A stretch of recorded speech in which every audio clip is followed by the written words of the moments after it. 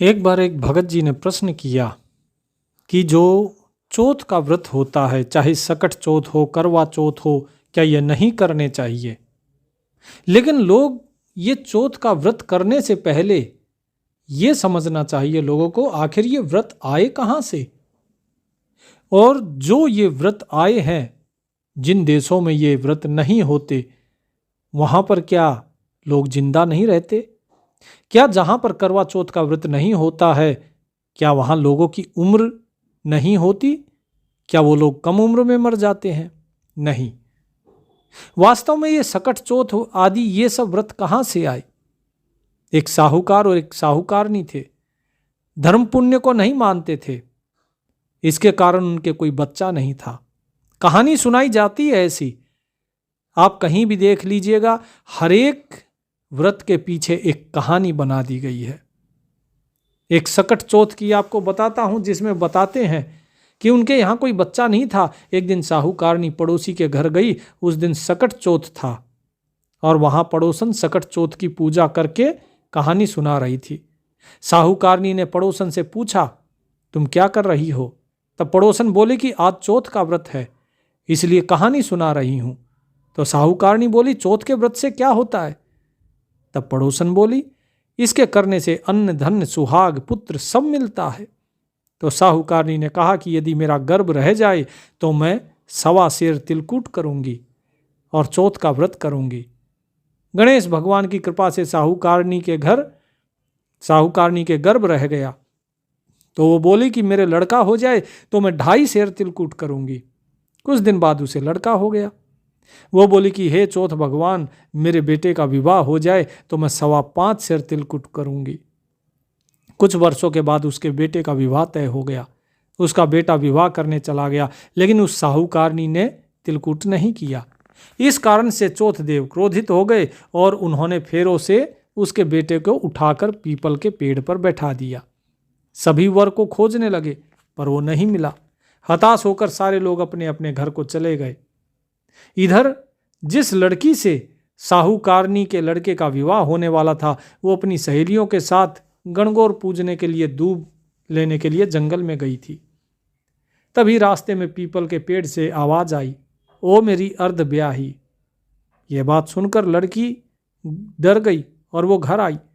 उसके बाद वो धीरे धीरे सूख कर काटा होने लगी, क्योंकि जब भी वो आती वो यही बोलता, ओ मेरी अर्ध ब्याही, और वो चिंता में सूखने लगी। एक दिन लड़की की माँ ने पूछा, मैं तुझे अच्छा खाना खिलाती हूँ, अच्छा पहनाती हूँ, फिर भी तू सूखती जा रही है, ऐसा क्यों? लड़की ने अपनी माँ से कहा कि वो जब भी जंगल में दूब लेने जाती है तो पीपल के पेड़ से एक आदमी बोलता है कि ओ मेरी अर्ध ब्याही। उसने मेहंदी लगा रखी है, सेहरा भी बांधा रखा है। तब उसकी माँ पीपल के पेड़ के पास जाकर देखती है कि अरे, ये तो मेरा ही जमाई है। तब उसकी माँ ने जमाई से कहा कि यहाँ क्यों बैठे हो? मेरी बेटी तो अर्ध ब्याही कर दी, अब क्या लोगे? तो साहूकारनी का बेटा बोला कि मेरी माँ ने चौथ के तिलकूट के लिए बोला था, लेकिन किया नहीं, इसलिए चौथ माता ने नाराज होकर मुझे यहाँ बैठा दिया। ये सुनकर लड़की की माँ ने साहूकारनी को कहा कि तुमने कोई सकट चौथ के लिए कुछ बोला था क्या? बोले, हाँ, मैंने तिलकुट बोला था। उसके बाद साहूकारनी बोली, मेरा बेटा घर आ जाए तो मैं 2.5 मन का तिलकूट करूंगी। इससे श्री गणेश भगवान प्रसन्न हो गए और उसके बेटों को फेरों पर लाकर बैठा दिया। अब बेटे का विवाह धूमधाम से हो गया और जब साहूकारनी का बेटा और बहू घर आ गए तो साहूकारनी ने 2.5 मन तिलकूट किया और बोली कि हे चौथ देव, आपके आशीर्वाद से मेरे बेटा बहू घर में आए हैं, जिससे मैं हमेशा तिलकूट करके व्रत करूंगी। इसके बाद से सारे नगर वासियों ने तिलकुट के साथ सकट व्रत करना प्रारंभ कर दिया।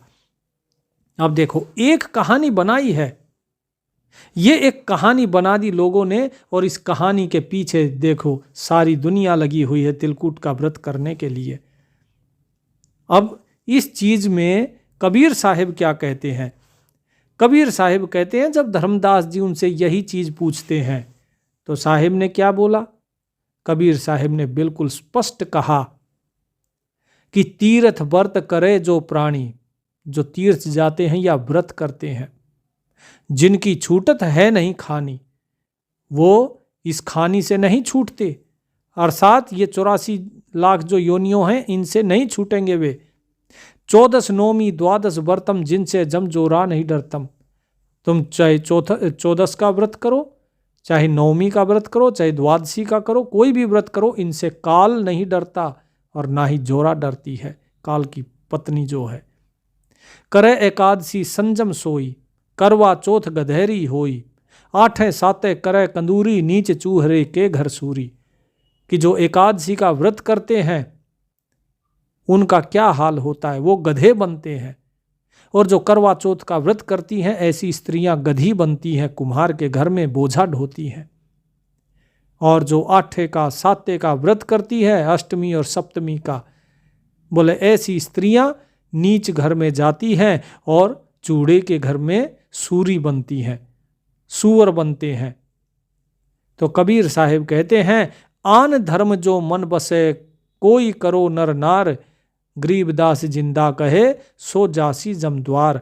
कि उस परमात्मा को छोड़कर बाकी यदि किसी के बारे में भी अगर कोई चिंतन करता है, भक्ति करता है किसी की, तो वो सीधा नरक जाएगा, वो सीधा यमराज के पास जाएगा। उसे कोई नहीं बचा सकता, उसकी मुक्ति नहीं है। अब बताइए और लोग क्या करेंगे? बोले जी आज ये व्रत है, ये बच्चों के लिए कर दिया, कभी वही अष्टमी का व्रत कर दिया, कभी करवा चौथ का व्रत कर दिया, कभी सकट चौथ का व्रत कर दिया। ये सब केवल और केवल मन के बनाए हुए भ्रम है और कुछ नहीं है। इसीलिए जो कबीर साहिब ने कहा उसको समझिए। क्या कहा? कहें जो करवा चौथ कहानी, तास गधेरी नीचे जानी। जो करवा चौथ की कहानी कहती है कि हाँ भाई ये करवा चौथ करने से ये होता है, जो इस तरीके की कहानियां पढ़ी जाती हैं, बोले वो निश्चय रूप से गधी बनेगी। दुर्गा देवी भैरव भूता, रात जगावे होए जो पूता। करे कढ़ाई लपसी नारी, बूढ़े वंश ताही घर बारी। दुर्गा ध्यान परे तिस बगरम, ता संगति बूढ़े सब नगरम। कि भाई जो दुर्गा देवी की या फिर भैरव की, भूतों की, इन सभी की जो पूजा करते हैं, जो जगराता करते हैं, रात जगाते हैं और कढ़ाई करते हैं। कई बोलते हैं ना, बोले जी हम कन्या जिमाएंगे, कढ़ाई करेंगे, लापसी बनाएंगे। बोले ऐसी नारियां जो होती हैं उनका सारा घर बार वंश सहित डूब जाता है, इनसे किसी का भला नहीं होता। अभी आप देखिए जो मैंने अभी आपको कहानी सुनाई, कहानी में क्या हुआ कि जब वादा किया हाँ भाई हम जो है 5.25 किलो का तिलकुट करेंगे, तो गणेश जी बड़े प्रसन्न हो जाते हैं और उसको लड़का दे देते हैं। और उसके बाद क्या होता है? बोले चलो और ज्यादा का करेंगे, तो चलो ठीक है भाई इसकी शादी में भी भेज दो उसके। लेकिन अब गणेश जी को लगी थी भूख, है कि नहीं, तभी तो शादी नहीं होने दी। उसको उठा के जो है चौथ माता ने, या चौथ देवता, चौथ भगवान, जो भी कहिए, हमारी तरफ तो चौथ बोला जाता है जो भैंस गोबर करती है उसको। अब उन्होंने उठा के उसको पेड़ पे बैठा दिया। क्यों भाई, पेड़ से उतर नहीं सकता था क्या? इस तरीके की कहानी बनाएंगे। और बाद में जब उन्होंने कहा कि हाँ भाई मैं अब 5.25 मन का जो है तिलकुट करूंगी, तो बड़े प्रसन्न हो गए। बोले लो भाई फिर तो अभी शादी करवा देते हैं। क्या मतलब देवता भी रिश्वत खाते हैं क्या? कि भाई चलो ठीक है 5.25 मन का है तो मैं इनको दे देता हूं, और अगर ये नहीं करेंगे तो मैं नहीं दूंगा। तो देखिए ये तो व्यापारियों के गुण हुए, ये भगवान के गुण नहीं। ये सब कुछ सिर्फ और सिर्फ व्यापार के लिए बना है। ये धर्म के नाम पर एक व्यापार चल रहा है। तो इसीलिए कबीर साहिब ने जो कहा, जो सतगुरु की वाणी है, उस सतगुरु की वाणी को समझिए। क्योंकि जो सतगुरु की वाणी को पढ़ता है, समझता है, वही वास्तव में कल्याण का अधिकारी है। क्योंकि सतगुरु जो है वही आपको इस भव बंधन से मुक्त करा सकते हैं। नहीं तो इन्हीं चारों खानियों में भटकते रह जाओगे। 4 खानी में भरमता, कभऊ न लेता पार। सो तो फेरा मिट गया सतगुरु के उपकार। इतना ही नहीं, जरा मीच व्यापय नहीं, मुआ न सुनिए कोय। चल कबीर वा देश में, जहां वैद साइया होए। सतगुरु कहते हैं कबीर साहिब कहते हैं कि भाई, यदि सतगुरु के वचन को आप मानते हैं तो तुम बुढ़ापे से और दुख से बच जाओगे। जो भी सतगुरु की वाणी जिसने भी मानी है, जिसने सतगुरु के वचनों पर अमल किया है, वो बुढ़ापे से, कलह से, दुख से, इन सभी से बच जाता है। फिर वो मरता नहीं, वो अमर हो जाता है। कबीर साहब कहते हैं कि सतगुरु फिर उस देश में ले जाते हैं जहां वैद कौन है? वो स्वयं परमात्मा है। वो साईं जो है वही वैद है फिर वहां।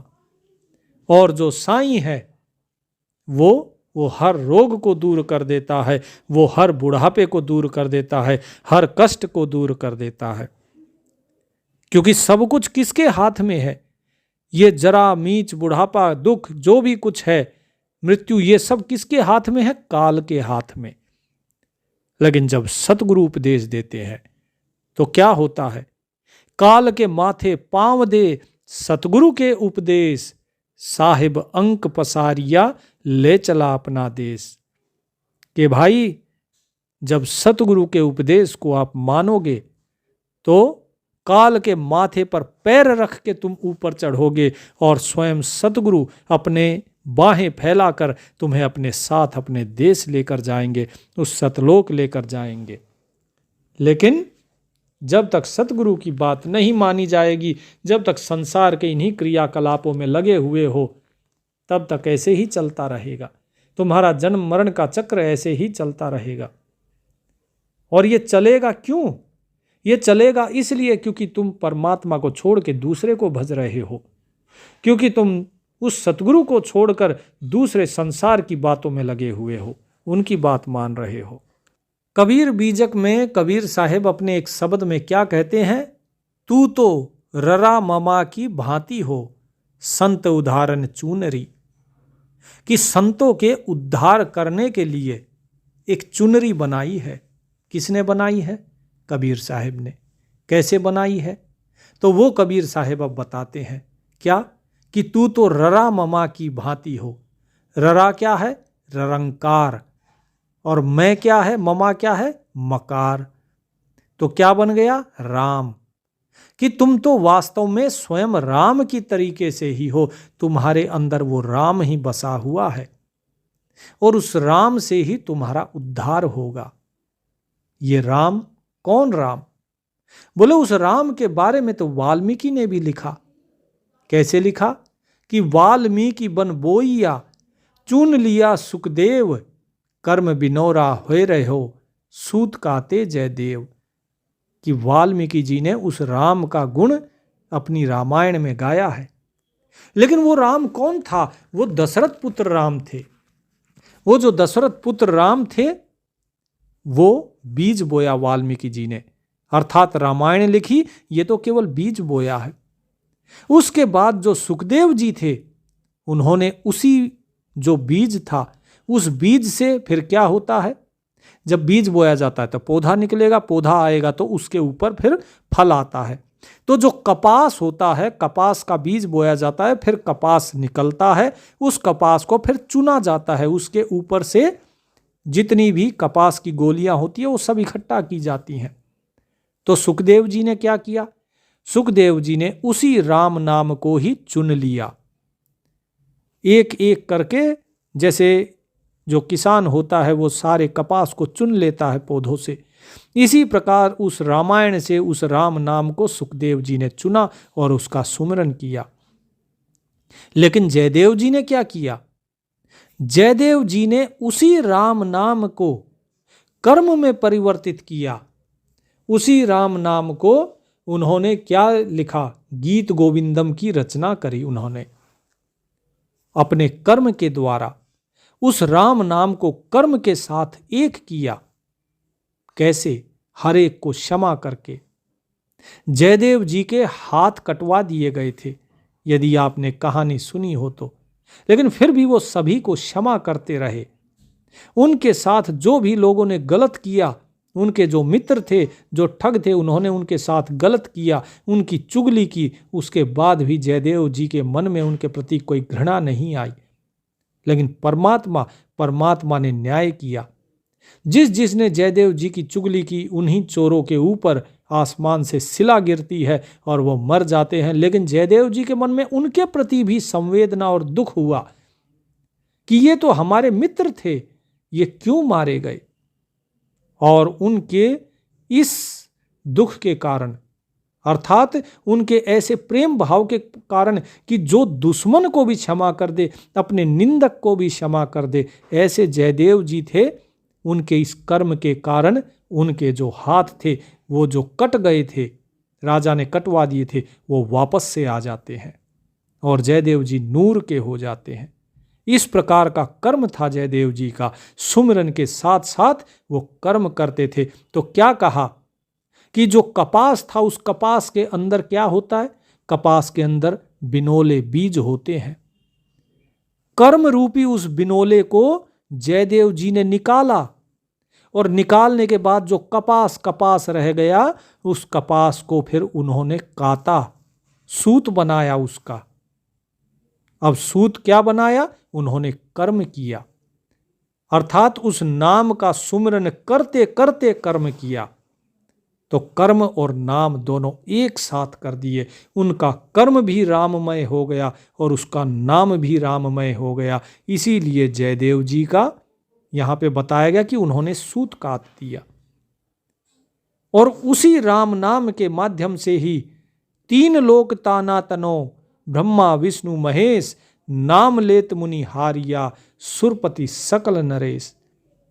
कि उसी राम नाम का जो है सहारा लेकर ब्रह्मा विष्णु महेश ने इन तीनों लोगों का ये ताना तना हुआ है। वही राम ब्रह्मा के, विष्णु के और महेश के रूप में इस सृष्टि का उत्पन्न करता है, वही पालन करता है और वही संहार करता है। ये राम दशरथ पुत्र की बात नहीं हो रही है, यहाँ बात हो रही है निर्गुण राम की। क्योंकि जो दशरथ पुत्र राम थे, उनका नाम लेते लेते तो विष्णु, ब्रह्मा, महेश ये तीनों हार गए, लेकिन पार नहीं हुए। नाम लेत मुनि हारिया, सुरपति सकल नरेश। जितने मुनि थे, जितने देवता थे, जितने राजे महाराजे जो थे, ये सभी उस राम का नाम लेते लेते तो थक गए, लेकिन कोई भी जान नहीं पाया उस मालिक को, उस राम को नहीं जान पाया कोई भी। तो क्या कहते हैं साहेब, क्यों नहीं जान पाए? क्योंकि जिन जिह्वा गुण गाइया, बिन बस्ती का देह, सूने घर का पाहुना, तासो लावे नेह। कि भाई जिसको इन्होंने गाया है वो एक शरीर था, इन्होंने केवल उस शरीर को गाया है, उस शरीर के नाम को गाया है। वास्तव में जो असली राम था उसको इन्होंने नहीं गाया, इसलिए ये उसका पार नहीं पा सके। लेकिन जिसने उस मालिक के गुणों को गाया है, जिन जिह्वा गुण गाइया, कि जिन्होंने अपनी जुबान से उस मालिक के गुण को गाया है और उसके बाद अजपा के द्वारा उसका जाप किया है। कौन से राम का? बिन बस्ती का गेह, कि जो बिना बस्ती के रहता है, वो किसी बस्ती या किसी शहर में नहीं रहता, किसी मकान में नहीं रहता। दशरथ पुत्र राम तो अपने महल में रहते थे। बोले ये वो रामचंद्र नहीं है, ये निर्गुण राम है। वो तो सूने घर का पाहुना है, उससे प्रेम लगाओ तुम। वो घर एकदम शून्यमय है, वो घर ईंट पत्थरों का नहीं है। वो लोक अर्थात जो सतलोक है, वहां पर केवल और केवल वो मालिक ही है, उसके अलावा वहां कोई नहीं, वो स्वयं अकेला ही है। तो उसी से केवल प्रेम करो, बाकी और किसी से नहीं। चार वेद कैंडो किया, निराकार किए रास, बिनय कबीरा चूनरी, पहरे हरि के दास। कि जो कबीर ने चुनरी बनाई है, जिस प्रकार जयदेव ने ताना तना था, सूत काता था, उसी सूत से अब इस कबीर ने वो चुनरी बनाई है और इस चुनरी को कोई हरि के दास ही पहनेंगे। अर्थात जो कबीर का जो ज्ञान है, ये ज्ञान सूक्ष्म से भी सूक्ष्म है। जिस प्रकार जो सूत होता है उससे भी सूक्ष्म होता है ताना, जो धागा होता है। कबीर साहब कहते हैं कि मैंने वो धागा बुना है, उस धागे से चुनरी बुनी है, और उस चुनरी को अर्थात उस ज्ञान को कोई हरि के दास ही समझेंगे, वही ग्रहण कर पाएंगे। लेकिन जो बाहर की चीज़ों में लगा हुआ है वो नहीं, जो 4 वेदों में लगा हुआ है वो इसे नहीं जान पाएगा, जो उस निराकार को साकार करने में लगा है वो नहीं जान पाएगा। तो कबीर साहेब के इस ज्ञान को तो वही समझेंगे जो वास्तव में सच्चे रूप में हरि के भक्त हैं। लेकिन आजकल कलयुग है, और कलयुग में हरि के सच्चे भक्त मिलना बड़ा मुश्किल है, और इसीलिए सतगुरु भी नहीं मिलते हैं। एक भगत का प्रश्न आया कि सतगुरु कहाँ रहते हैं, सतगुरु कैसे मिलेंगे। उत्तर बड़ा सीधा सा है कि जो सतगुरु होते हैं वो कभी ये नहीं कहते कि मैं सतगुरु हूँ, और जो ये कहते हैं कि हम सतगुरु हैं वो ढोंगी और पाखंडी हैं। क्योंकि सतगुरु कभी भीड़ नहीं मांगते, सतगुरु कभी सम्मान नहीं मांगते। साहेब अपनी वाणी में कहते हैं, सतगुरु पूर्ण ब्रह्म है, सतगुरु आप अलेख, सतगुरु रमता राम है, या में मीन न मेक। कि कौन है सतगुरु? सतगुरु स्वयं वो पूर्ण ब्रह्म जो है वही सतगुरु है। सतगुरु स्वयं आप अलेख जो है, जिसे आप आंखों से नहीं देख सकते, वो परमात्मा ही सतगुरु के रूप में है। सतगुरु रमता राम है, जो हरेक कण कण में रमा हुआ है वही राम ही सतगुरु है। इसमें कोई भेद नहीं, जरा भी लेस मात्र भी शंका नहीं होनी चाहिए। शरीर सतगुरु नहीं है, वो परमात्मा ही सतगुरु के रूप में आता है। सतगुरु आदि अनादि हैं, सतगुरु मध्य है मूल, सतगुरु को सिजदा करो एक पलक नहीं भूल।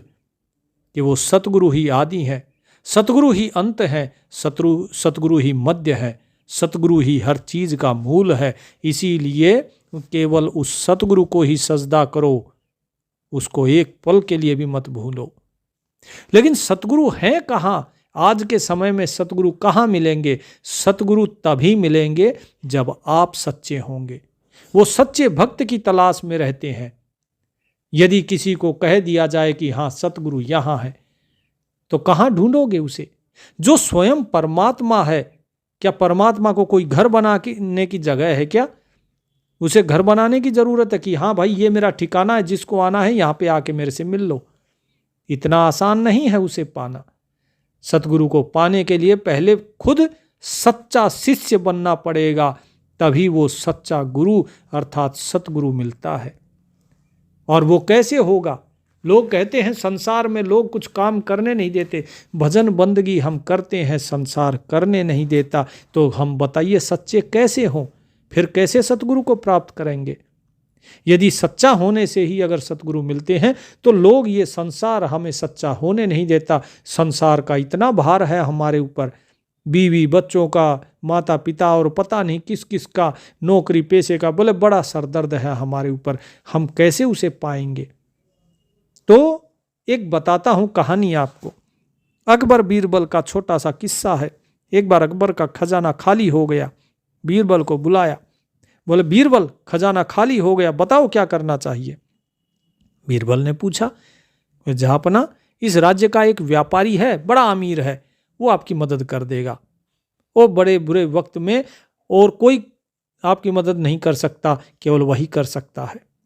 उस व्यापारी को बुलाया, व्यापारी से पूछा मदद करोगे? बोले हाँ जहांपना जरूर करूंगा। उसने खजाना खोल दिया, व्यापारी ने अपना सारा खजाना खोल दिया। तो पूछा अकबर ने, बोले तेरे पास इतना रुपया कहाँ से आया, इतना धन कहाँ से आया, इतना सामान कहाँ से आया? बोले जहांपना कुछ नहीं, जो कर था वो कर चोरी करना मैं जानता हूं, किस तरह थोड़ा थोड़ा कर चोरी किया जा सकता है, कैसे चोरी होता है, मैंने वो कर चोरी कर लिया। कर बोले तो टैक्स, तो मैंने आप ही के जितने भी कर थे, जितना भी टैक्स था, बस उन्हीं में से थोड़ा थोड़ा बचा के और इतना सामान इकट्ठा कर लिया, इतना धन इकट्ठा कर लिया। अब अकबर का दिमाग खराब, बोले कर की चोरी करता है, सामान तो ले लिया उसका सारा और साथ ही साथ उसे दंड भी दिया। और दंड क्या दिया? बोले आज के बाद मैं तुझे जेल में नहीं डाल रहा हूं, काल कोठरी में नहीं डाल रहा हूं, क्योंकि तूने हमारी मदद करी है बुरे समय में, लेकिन अब तू हमारे अस्तबल में काम करेगा, हमारे घोड़ों की निगरानी करेगा, हमारे घोड़ों की सेवा करो। अब वहां पे लगा दिया। अब उसका काम क्या था? उसका काम था कि सुबह उठना और उसके बाद घोड़ों की सारी सब कुछ सफाई सुफुई सब कर कुरा के उनके खाने पीने का ध्यान रखना। अब हुआ क्या कि 6 महीने के बाद अकबर का खजाना फिर से खाली हो गया। बोले अब किसको बुलाएं? बीरबल बोले बुलाना किसको है? उसी व्यापारी को बुलाओ। बोले वो व्यापारी, उससे तो हमने सारा धन ले लिया, अब उसके पास क्या है? वो तो हमारे घोड़ों की लीद साफ कर रहा है। बीरबल ने बोला उसी को बुलाना पड़ेगा। बोले अरे अब उसके पास है क्या? सामान तो कुछ बचा नहीं, अब तो लीद उठा रहा है। बोले नहीं, वो व्यापारी है, उसको बुलाओ, वही मदद करेगा और कोई मदद नहीं कर सकता है। तो उसको फिर से बुलाया गया कि भाई साहब फिर से खजाना खाली हो गया, कोई मदद कर सकते हो? बोला जी जहांपना, पहले से भी ज्यादा कर सकता हूं, लो और लो, ज्यादा लो। अकबर ने पूछा, बोले अब की बार तू कहां से लाया? तेरे पास तो कुछ था ही नहीं। बोले जहांपना, आपके जितने भी घुड़सवार थे, जितने भी सेनापति हैं, जितने भी आपके ये सैनिक हैं, सब भ्रष्ट हैं, सारे के सारे भ्रष्टाचारी हैं। और सारे भ्रष्टाचारियों को मैंने बोला कि तुम्हारी पोल खोल दूंगा, मुझे तुम सोने की मुद्राएं ला के देते जाओ तो तुम्हारा जो खेल है वो चलता रहेगा, नहीं तो तुम्हारा खेल खत्म। और इसी प्रकार से मैंने धन कमाया। अब गुस्सा जो है अकबर का वो चरम पे था। बोला इसको एक काम करो, यहां से ले जाओ और समुद्र के किनारे छोड़ दो, और वहां पर ये सिर्फ आते जाते जहाजों को गिनेगा, कितने आए कितने गए। बोले ठीक है। बोले अगर एक जहाज की भी गिनती इधर से उधर हुई तो मौत की सजा मिलेगी। बोले ठीक है जहांपना। हो गया। 6 महीने बाद अकबर का खजाना फिर से खाली। अकबर ने बोला बीरबल अब क्या करें? बोले जी उसी को बुलाना पड़ेगा। बोले अरे उसके पास है क्या? सब तो निचोड़ लिया हमने, अब क्या बचा है जो वो हमें कुछ देगा? बोले जी बुरे वक्त में केवल व्यापारी ही आपकी मदद कर सकता है, और वो ऐसा व्यापारी है जो घोड़े की लीद से भी पैसा कमा सकता है, तो उसे ही बुलाना पड़ेगा। अब उसे बुलाया। बोला हाँ भाई मदद करोगे? बोला जी जहांपना, पहले से दुगना ले लो। बोले अरे अब की बार कहां से लाया? बोले जी जहाज में जितने लोग आते थे वो इधर का माल उधर करते, उधर का माल इधर करते। मैंने सबको कह दिया कि राजा ने मुझे यहां तैनात किया है, और समय समय पर तुम अपना यहां पर धन छोड़ के जाओगे। मैंने उनके ऊपर कर लगाना शुरू कर दिया, सारे जहाजों के ऊपर, सब के ऊपर जो है वहां पे मैं कर लगाता रहा, और धीरे धीरे इतना ज्यादा जो है मेरे पास धन इकट्ठा हो गया। तो अब आप देखिए इस व्यापारी को किसी भी परिस्थिति में डाला, लेकिन उसने धन कमाना सीखा है, उसे पता है धन कमाया कैसे जाता है, तो वो हर चीज से धन कमा ले रहा था। ठीक इसी प्रकार जो भक्त होता है उसे चाहे किसी भी परिस्थिति में डाला जाए, उसे आसान परिस्थिति हो या कठिन परिस्थिति हो, उसे किसी भी परिस्थिति में डाला जाए, वो अपने आप ही स्वयं नाम लेना, सुमरन करना सीख जाता है, क्योंकि उसे पता है सुमरन करना कैसे है। जिसका प्रेम हो जाता है उस मालिक में, उसके बाद वो किसी भी परिस्थिति में रहे, वो उस मालिक को कभी नहीं छोड़ता है। और जो लोग मालिक का नाम सुमरन करने के लिए बहाने बनाते हैं, ये सब बरसाती मेंढक हैं जो कहते हैं हमें समय नहीं मिलता। समय निकालने वाला समय निकाल लेता है। जिस प्रकार जयदेव जी के बारे में मैंने बताया आपको कि वो अपना कर्म करते रहे और कर्म के साथ नाम सुमरन करते रहे, जिस प्रकार कबीर साहिब ना केवल ताना बुनते बल्कि उसके साथ साथ ज्ञान भी अर्जित किया और नाम भी सुमरन किया और लोगों का उद्धार भी किया, हर एक काम उन्होंने किया। इसी प्रकार सच्चा भक्त तो वही है जो सब कुछ करते हुए भी उस परमात्मा को भूले नहीं। जो उस परमात्मा को भूल गया, इसका अर्थ तो यही हुआ कि उसका प्रेम परमात्मा नहीं बल्कि किसी और चीज में है, संसार में है। फिर वो भक्त सच्चा कैसे हुआ? और ऐसा भक्त कैसे उम्मीद कर सकता है कि उसे सतगुरु की प्राप्ति हो जाएगी या उसे मुक्ति मिल जाएगी? ऐसा तो हो नहीं सकता, क्योंकि इस संसार में कर्म प्रधान है, केवल कर्म का ही फल मिलता है। कर्म प्रधान विश्व रचि राखा, जो जस करहि तसई फल चाखा। कि कर्म ही प्रधान है इस संसार में, जो जैसा करेगा उसे वैसा ही फल मिलेगा और इसके अलावा कोई तरीका है ही नहीं। तो इसीलिए अपने कर्म पे ध्यान दीजिए, क्योंकि यदि कर्म पे ध्यान देंगे तभी आपका कल्याण है। अन्यथा आप बाकी चीज़ों में अगर लगे रहेंगे तो बाकी चीज़ों में लगे रहने से आपका भला नहीं होगा। क्योंकि साहिब ने तो बिल्कुल स्पष्ट कहा था, क्या कहते हैं, यह अवसर नहीं चेतो प्राणी, अंत कोई नहीं तेरा, कहें कबीर सुनो हो संतो, कठिन काल को घेरा।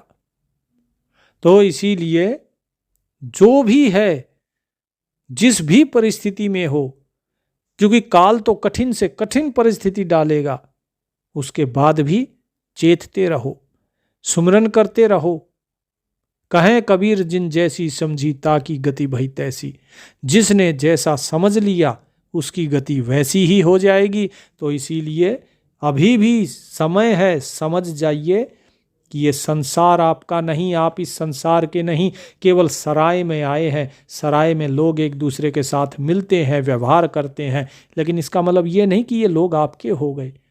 आपका केवल वो परमात्मा है और कोई नहीं, और वही आत्मा के रूप में आपके अंदर विराजमान है। तो पहले उसे जानो, पहले स्वयं को तो जान लो। जब स्वयं को जान जाओगे उसके बाद धीरे धीरे सब कुछ जानते चले जाओगे। लेकिन स्वयं को जानने के लिए भी आपको शुद्ध होना पड़ेगा। आपको ज्ञानी हो या ना हो इससे फर्क नहीं पड़ता, आपका भाव शुद्ध होना पड़ेगा, आपको सच्चा होना पड़ेगा। उसके बाद अपने आप ही आपका समाधान होता चला जाएगा। हर एक शंका का समाधान होगा, हर एक ज्ञान के अंधकार को ज्ञान रूपी दिए से दूर किया जाएगा सतगुरु के द्वारा। लेकिन पहले सच्चे बनिए। परमात्मा आप सभी का कल्याण करें। सत साहिब।